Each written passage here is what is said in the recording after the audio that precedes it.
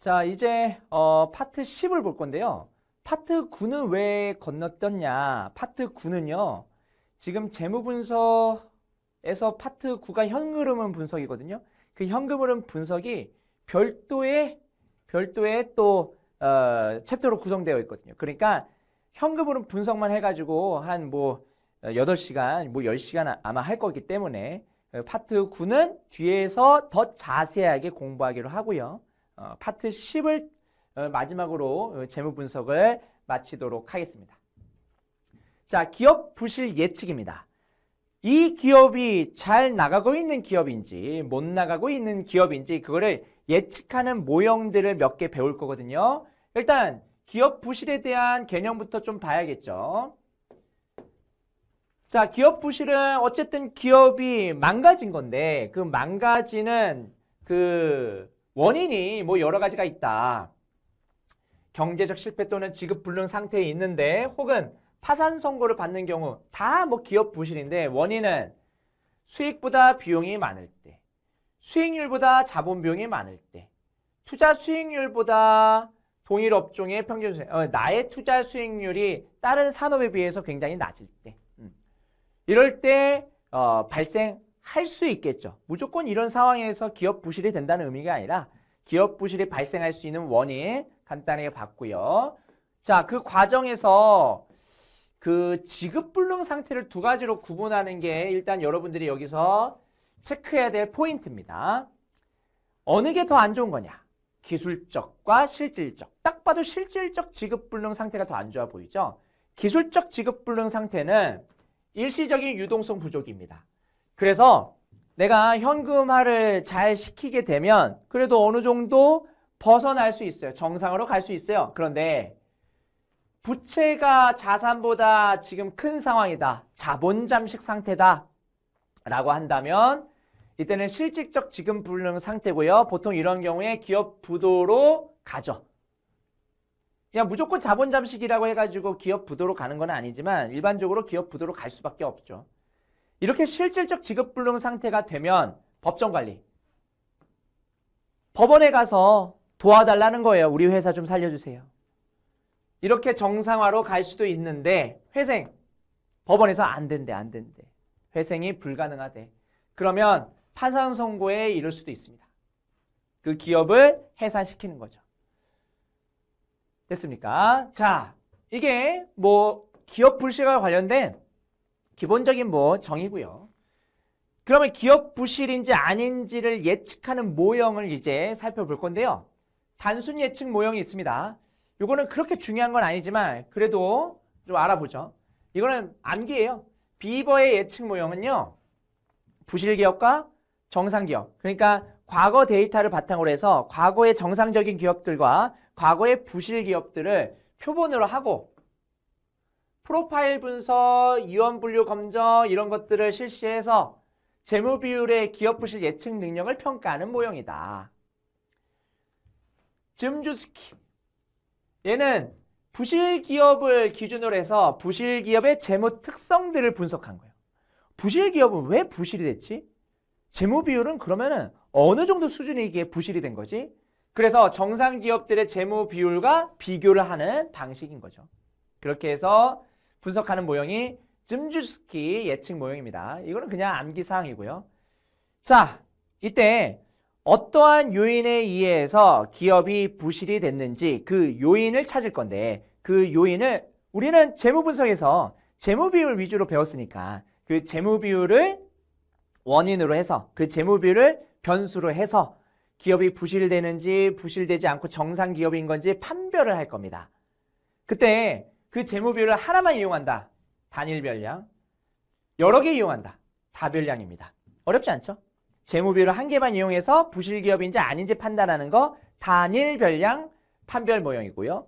여러 개 재무비율을 가지고 하는 게 다별량인데 뭐가 더 많이 쓰일까요? 당연히 다별량이죠. 적어도 5개 이상은 돼야 됩니다. 자, 단일별량 판별 모형의 과정과 다별량의 판별 모형 과정이 비슷해요. 그래서 한번 보면 일단 어떻게 합니까? 부실기업과 정상기업을 분류합니다. 분류하고요.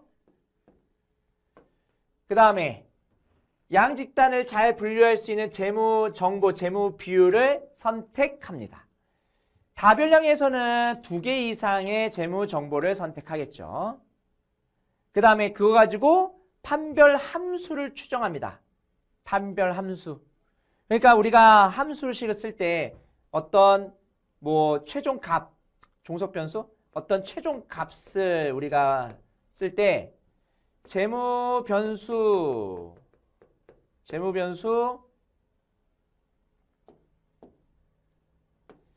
어떤 값을 최종 값을 우리가 쓸 때요.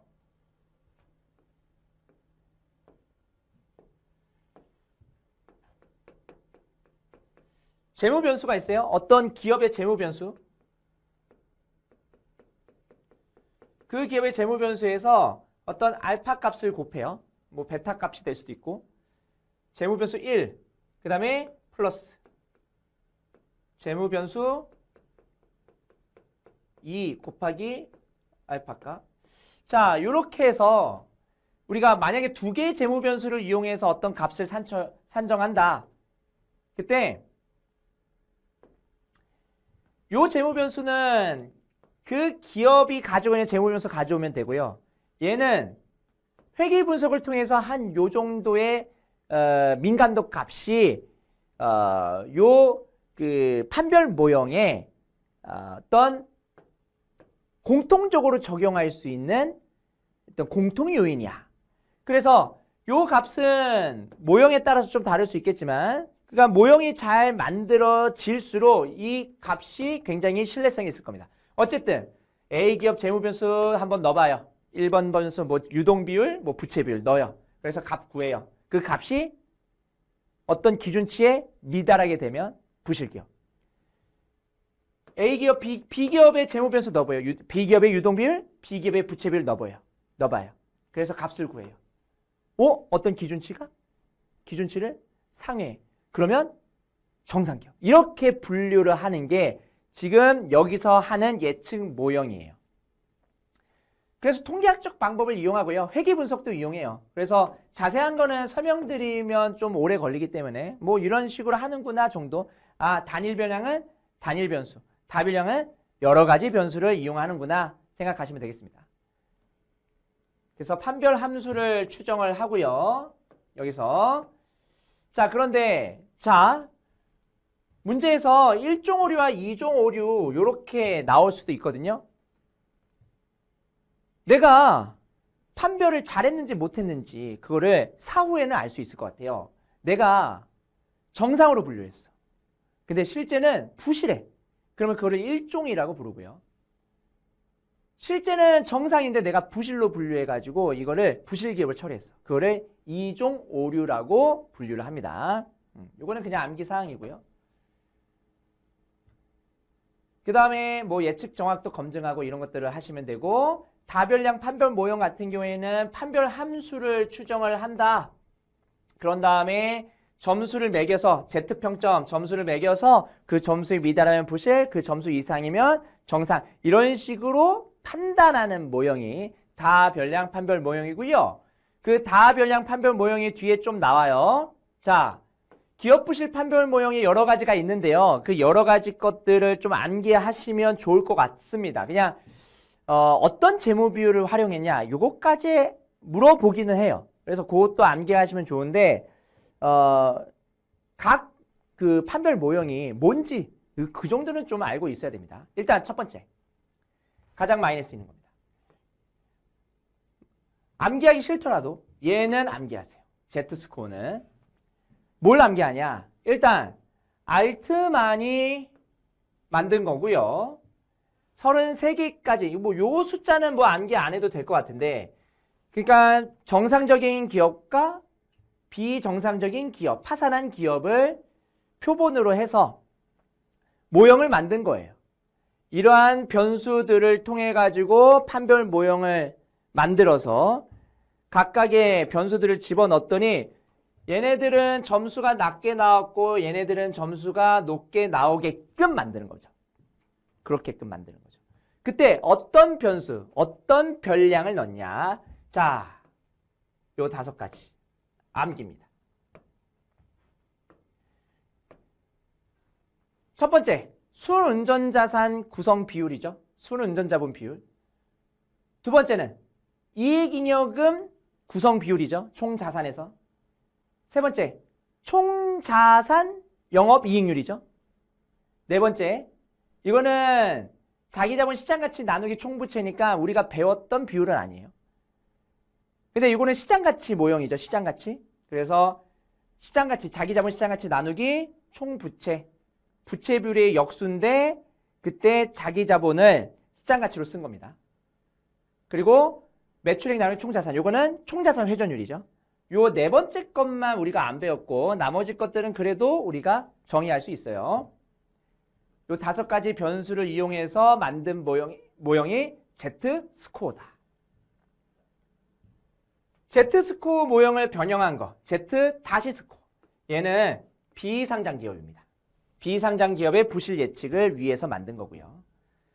그 다음에 요거는 알트만하고 이제 하드만, 뭐 나라야난 Z-스코어보다 좀 더 분류 정확도가 높은 제타 모형을 만드는데 여기서는 별량 7개 제가 쓰지도 않았어요. 그냥 5개에서 7개로 늘어났다. 그 다음에 K스코어, 우리나라에서 하는 거. 한국은행과 알트만이 공동으로 개발한 모형이다. 상장과 비상장을 구분해서 우리가 판별을 했다. 그 정도 보시면 됩니다. 자, 그러면은 요 판별 모형의 유용성과 한계점을 볼까요? 유용성. 여러 재무 변수를 동시에 고려해서 분석하는 종합적인 재무 분석 기법이다. 그 다음에 동일한 기준으로 동시에 평가하니까 일단은 만들어 놓으면 주관이 개입될 여지가 적지만 만드는 과정에서는 주관이 개입되죠. 이거 이해되십니까? 만드는 과정에서는 거기 모형을 만드는 개발자의 판단이 개입되지만 딱 만들어 놓고 나서는 일단은 저 모형이 맞다라는 가정하에 집어넣을 때는 매뉴얼대로 집어넣는 거잖아요.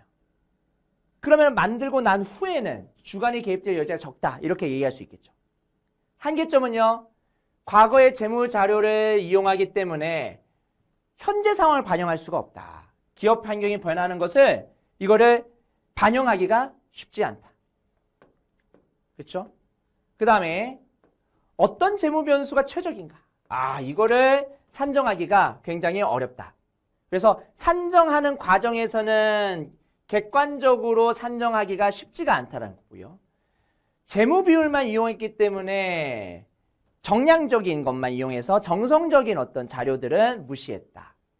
회계 처리 방법에 따라 달라질 수 있다는 것은 재무 비율의 고질적인 문제점이죠.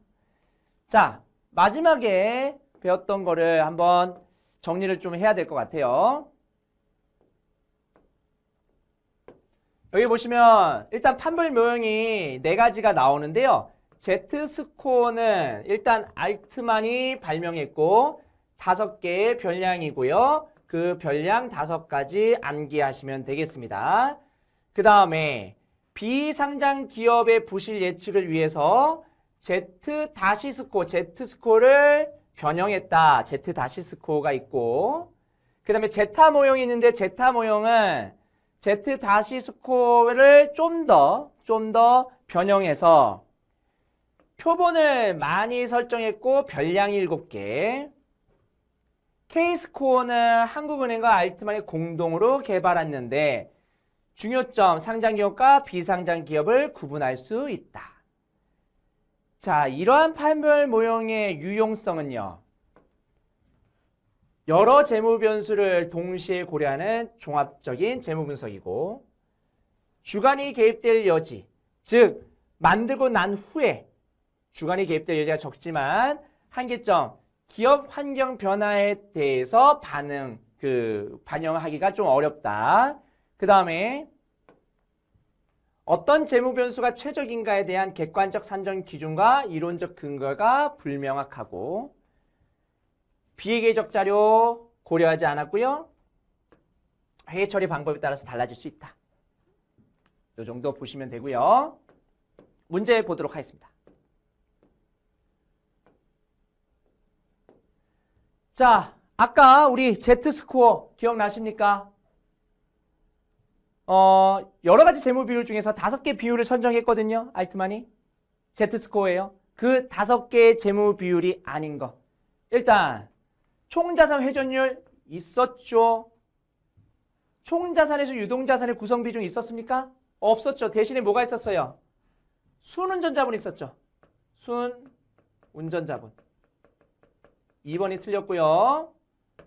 그 다음에 총자본 영업이익률, 총자산 영업이익률 있었고요. 총자산에서 이익이익이 차지하는 비중, 뭐 유보이익과 이익여금 뭐 같이 묶어서 생각할 수 있고요. 그 다음에 자기자본 나누기 총부채 대신에 이 자기자본은 시장가치 기준이었죠. 이렇게 해가지고 5개예요. 순운전자본까지. 1번의 정답 2번이고요. 자, 2번 문제 옳은 것입니다. 옳은 것. 1번. 자, 주관이 개입될 여지가 적다. 뭐 맞는 문장이긴 한데 앞에 기업에 따른 다른 재무 자료를 사용하기 때문에 주관이 개입될 여지가 적다. 다른 재무 자료를 막 사용하게 되면은 주관이 개입될 여지가 적을까요? 이게 앞뒤 관계가 좀 맞지 않죠? 그래서 일단 이상하다. 세모. 판별 분석은 경영 환경 변화가 많은 모형의 예측력이 높아진다. 여러분, 판별 모형의 문제점이 뭐였습니까? 변화에 적용이 힘들다라는 과거의 재무 자료를 이용했으니까 틀린 문장이죠. 자, 판별 분석은 여러 개의 재무 비율을 선정해서 이를 종합적으로 분석하는 거죠. 그래서 부실화의 가능성을 예측하는 분석 방법. 판별 분석의 어떤 뭐 정확한 정의니까 맞는 문장이고, Z스코어는 5개의 별량입니다. 단일이 아니에요. 그 다음에 분석 대상 기업의 재무 배수를 개별적 종합적으로 분석하는 거죠. 그래서 가장 적절한 것은 3번입니다. 1번 주관이 개입될 여지가 적은 이유가 이게 아니죠. 그래서 1번이 틀렸다고 보시면 되고요. 자, 3번입니다. 자, 알트만이 제시했던 모형이 Z스코어인데요. 비상장 모형에도 적용할 수 있는 거 Z 다시 스코어죠. Z 다시 스코어. 맞죠? 4번. 자, 기업 부실과 관련된 개념입니다. 경제적 실패가 있는데 얘는 기업의 평균 투자 수익률이 있는데요. 자본 조달 비용에 미달하게 되면 내가 조달한 자금을 못 갚을 수 있는 거죠. 맞고요. 그 다음에 총수익이 총비용에 미달하는 경우도 맞고요. 그 다음에 우리가 기술적 지급불능과 실질적 지급불능이 있었어요. 기술적 지급불능은 뭐였습니까? 단기적으로 유동성 부족이죠. 틀렸죠? 얘는 실질적 지급불능이잖아요. 그래서 기술적 지급불능이 아니에요. 실질적 지급불능이 기업의 총 부채 가치가 자산 가치보다 큰 자본 잠식 상태를 얘기하는 거고요. 파산이라는 것은 결국은 법원이 너 망했어, 너 이제 기업 접어 라고 공식적으로 발표한 게 바로 파산입니다. 그래서 3번이 틀린 지문이고요. 그 다음에 5번. 자, 이제 5번입니다. 기업 부실 예측에 사용되는 판별 분석에 관한 설명을 옳지 않은 것은 제1종 오류란 건전 기업을 부실 기업으로 잘못 분류하는 경우 반대가 됐죠. 이거 잘 암기하세요. 건전 기업을 부실 기업으로 잘못 분류하는 경우는 이거는 2종 오류고요. 부실 기업을 건전하게 보는 거. 이게 1종 오류입니다. 그래서 1번 틀렸고요. 그 다음에 2번. 동일 기준으로 여러 기업을 동시에 평가하기 때문에 판별 분석은 일관성을 유지할 수 있죠. 그쵸? 그러면서 뭐 주관이 개입될 여지가 적다까지 생각할 수도 있죠. 그 다음에 3번. 관찰치들의 특성을 나타내는 변수에 기초하여 관찰 집단을 2개 이상 그룹, 정상기업, 부실기업 이렇게 분류하는 데 사용되는 통계적 분석 기법. 사전에 우리가 어떤 기업이 부실한지 아닌지를 사전에 우리가 예측하기 위해서 하는 거예요. 그래서 다양하게 개발되고 있다. 근데 문제점이 질적 자료를 반영하지 못한다. 그리고 서로 다른 회계 처리 방법이 사용이 되게 되면은 재무 비율이 달라질 수 있다. 그런 문제점. 그래서 5번의 정답은 1번으로 보시면 되고, 자, 6번입니다. 재무적 부실 징후로 옳지 않은 것은 기업의 자산 가치가 부채 가치보다 감소, 그쵸? 부실 징후죠. 과다한 금융 비용, 맞죠? 자, 재고 자산이 감소한다? 조금 애매합니다. 자본 잠식 심화된다? 맞죠? 현금 예금이 감소한다? 얘는 유동성 측면에서도 부실 징후죠. 재고 자산이 감소하는 거는 무조건 부실 징후라고 보기는 어렵죠. 잘 팔리면 감소할 수도 있잖아요. 그래서 좀 애매한 부분이기 때문에 3번이 무조건 재무적 부실 징후로 보기는 어렵다. 자, 7번 문제입니다. 다음 중 기술적 지급 불능 상태에 관한 설명으로 가장 거리가 먼 것은, 자, 기술적이면 일시적 유동성 부족이죠. 그쵸? 그 다음에 자산 규모가 부채 규모를 초과하고 있는 상태. 자산이 부채를 어느 정도, 그래도 자산이 더 많다는 소리잖아요. 그렇죠. 대부분 기업 부도로 이어지는 거는 실질적이죠. 실질적. 그 다음에 단기적으로 현금화할 수 있는 자산이 부족하다. 단기적으로 부족하고요. 도산이 돼도요. 돈이 많은데 도산이 되는 흑자도산 상태라는 용어로 사용되기도 합니다. 그래서 3번이 정답이 되겠습니다. 자, 여기까지 하면은 재무 분석을 다 마무리가 됐고요. 이제 다음 시간부터 해서 현금 흐름 분석. 현금 흐름 분석은 계산 문제도 좀 어렵거든요. 그래서 계산을 잘 하는 걸 여러분들이 좀 연습을 잘 하셔야 되겠습니다. 그래서 다음 시간부터는 현금 흐름 분석 공부하도록 하겠습니다. 재무 분석 여기까지 하도록 하겠습니다. 수고하셨습니다.